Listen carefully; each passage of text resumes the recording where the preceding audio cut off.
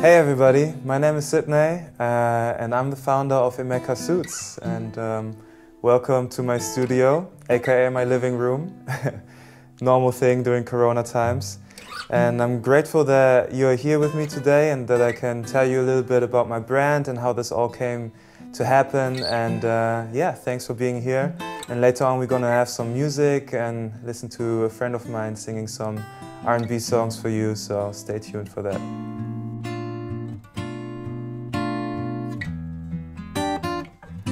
Because the story of my brand goes back 2 years ago when I was in Nigeria. Together with my cousin, I was sitting there, you know, on the porch of my auntie's place. And my cousin is a very educated man, very, you know, very smart, very driven. And he told me about his hardships of finding work and finding the right possibilities for young people in Nigeria and in Africa in general. So, as we were talking about this and the evening progressed, we came up with the idea of like, okay, what if we are the people who start to create more possibilities on the continent itself? What if we try to create a brand or some sort of company that provides new possibilities and jobs for people? So that's where the idea originally started, me and my cousin at my auntie's place. And we went along with that and we started to make these button-up t-shirts or shirts. And we made them from these typical African wax prints. We bought them from textile sellers locally and we employed some local tailors in Nigeria.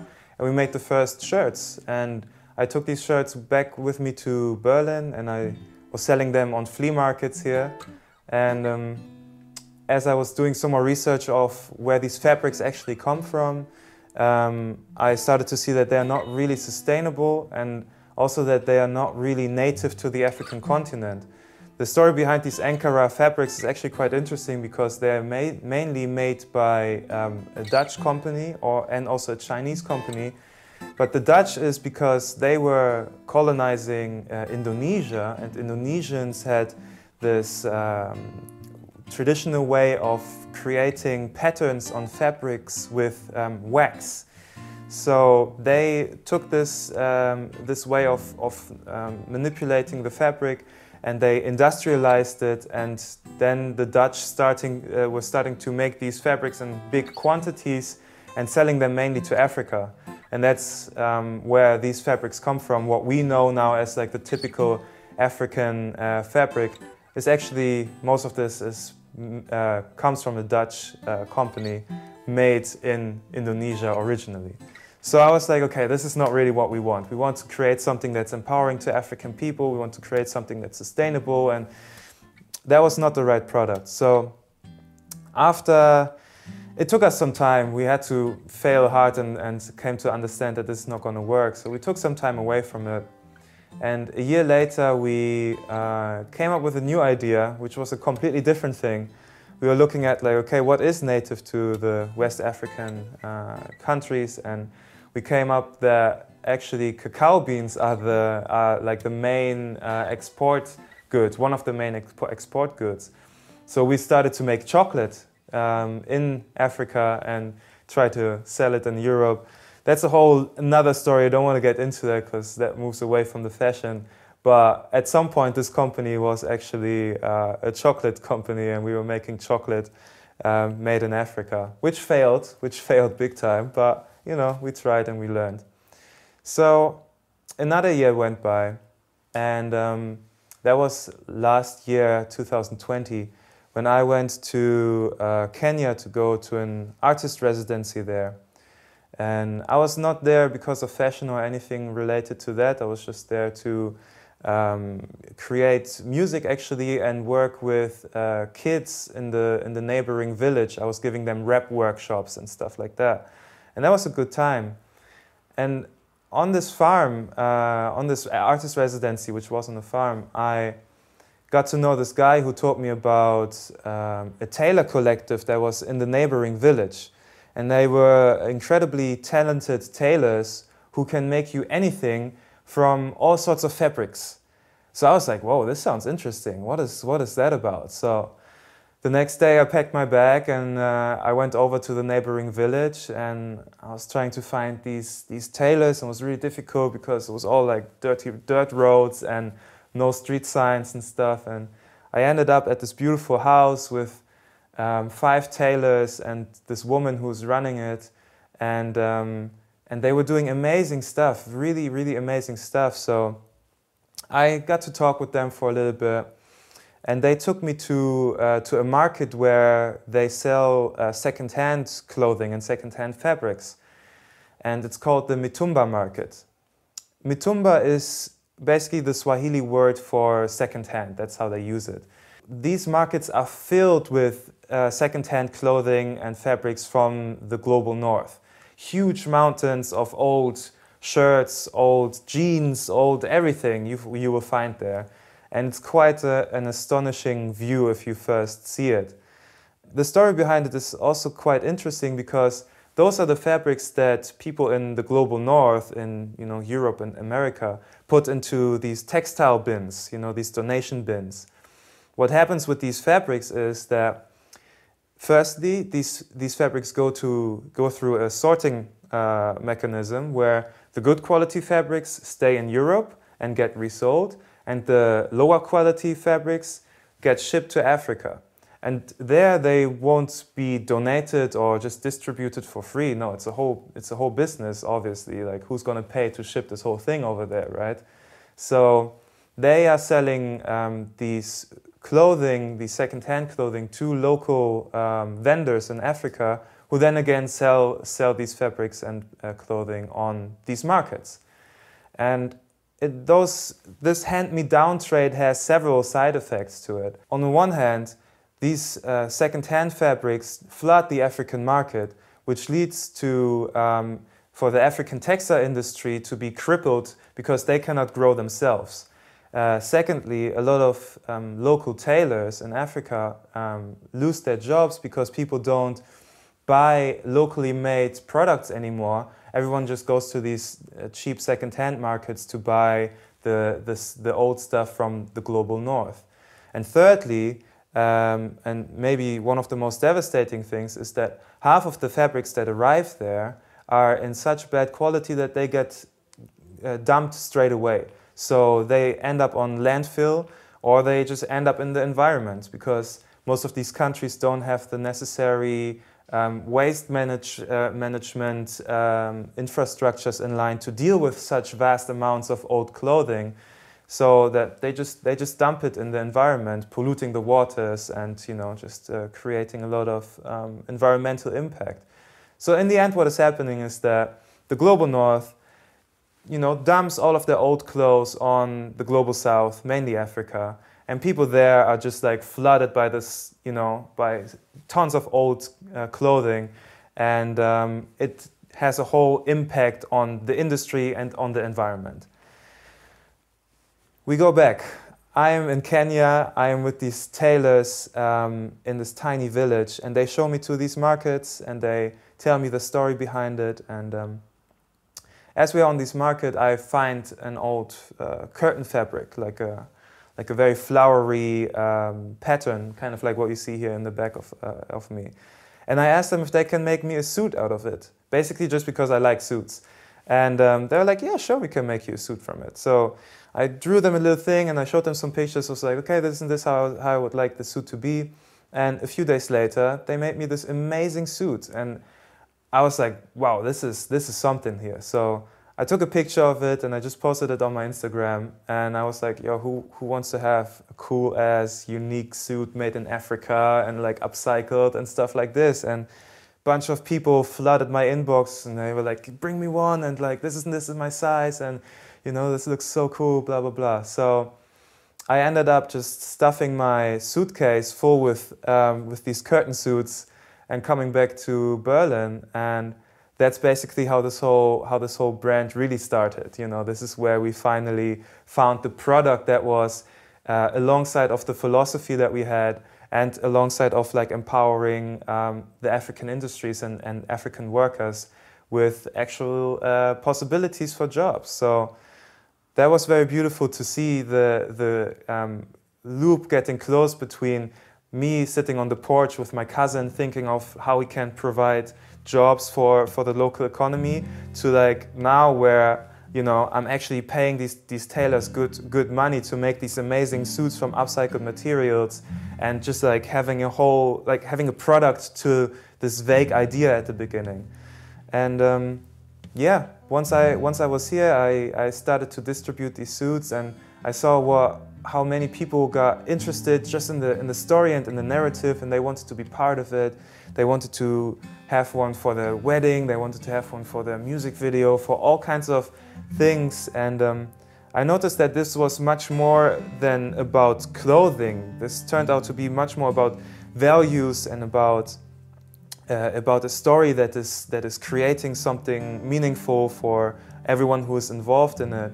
So that's why I came to learn that this is not really just a clothing brand, it's more of like a lifestyle brand where people feel attracted to it, or it resonates with them, that there are certain values to this, and that they are not just helping you know, places where this work is highly appreciated, but also that they are wearing something that stands for something, you know. So that's basically the story behind my brand. And again, since this is much more about people than about just the fashion, I invited my good friend K.ZIA to come over and wear these suits and play you some songs and just like marinate you in some more goodness and some more good vibes. So thank you so much for joining me here, and yeah, see you soon. How we go from one place to another, trying to fit the frames, cutting out the shapes based on each other.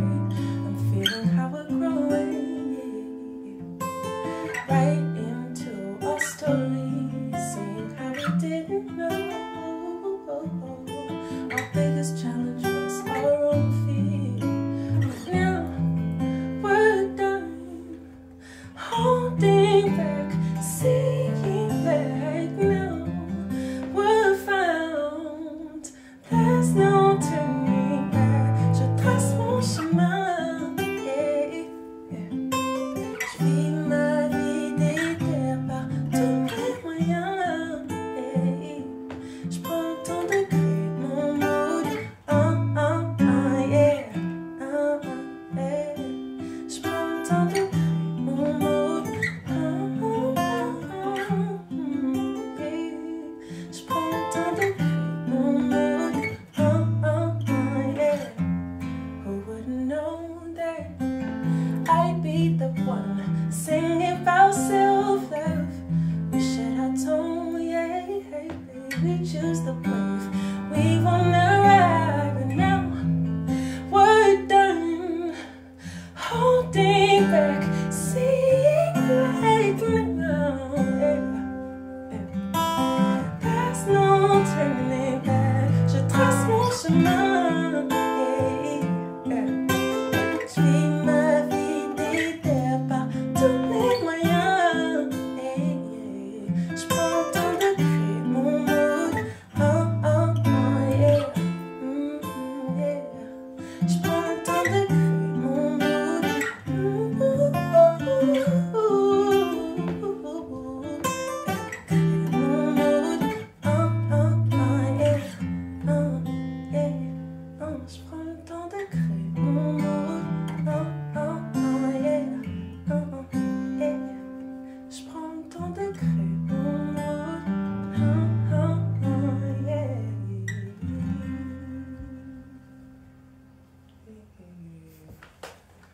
My name is K.ZIA. Thank you for listening. This is Boti that's accompanying me today. Thank you, Sydney, for having us in your beautiful coziness over here. We're gonna be sharing 2 more songs, chill acoustic vibe.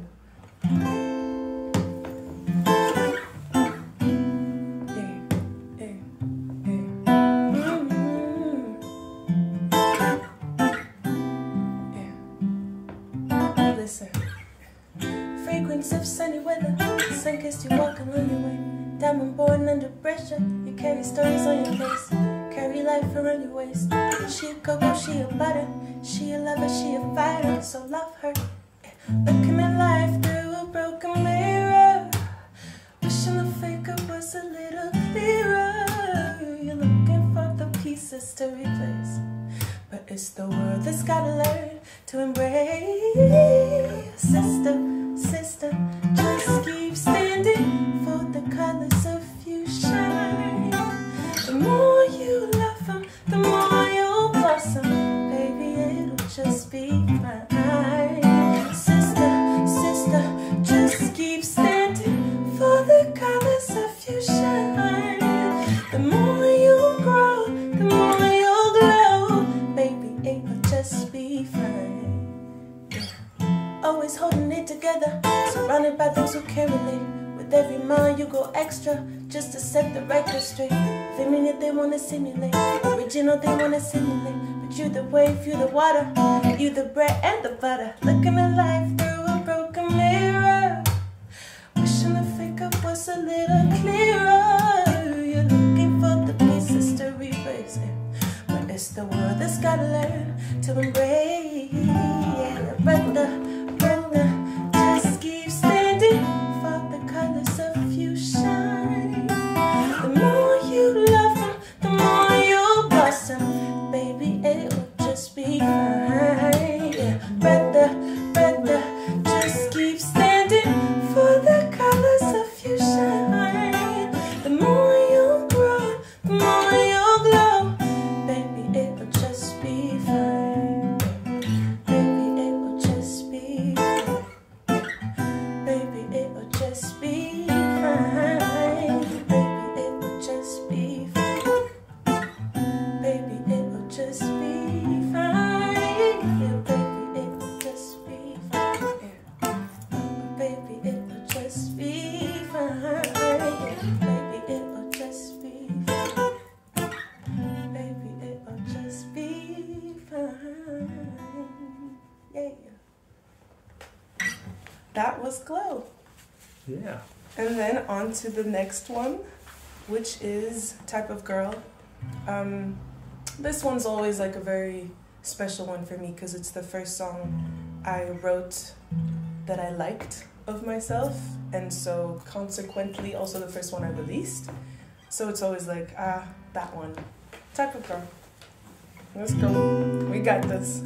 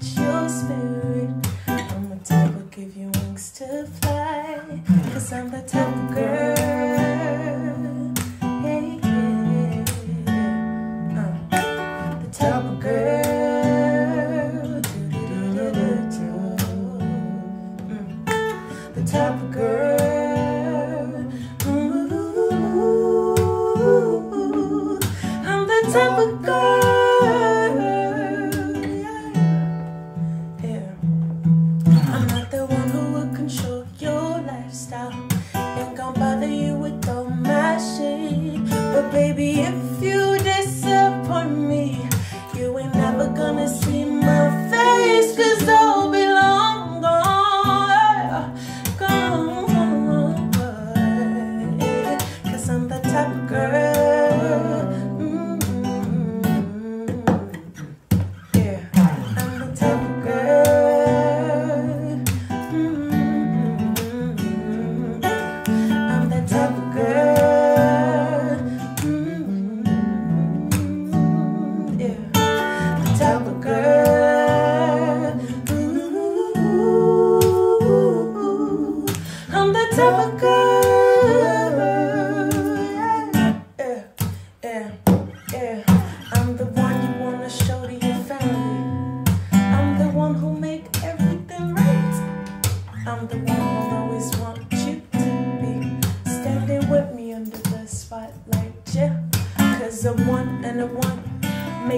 for two. I ain't looking for another half, my spit already full. Now I got a strong opinion, they may hit and clash, but I wanna hear your visions while we chillin', hit our stash. And you'll be right some of the times, but I'll be right most of the time, yeah. Now I'm feeling it's alright, don't you be scared, I'm sweet and chilled, I don't bite, but still be prepared, cause I'm the type of them you never get bored.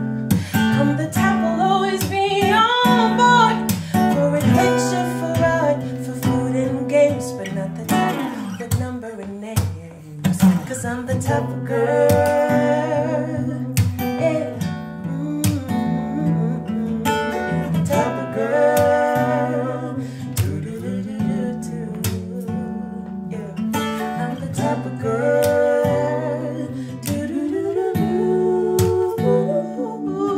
I'm the type of girl,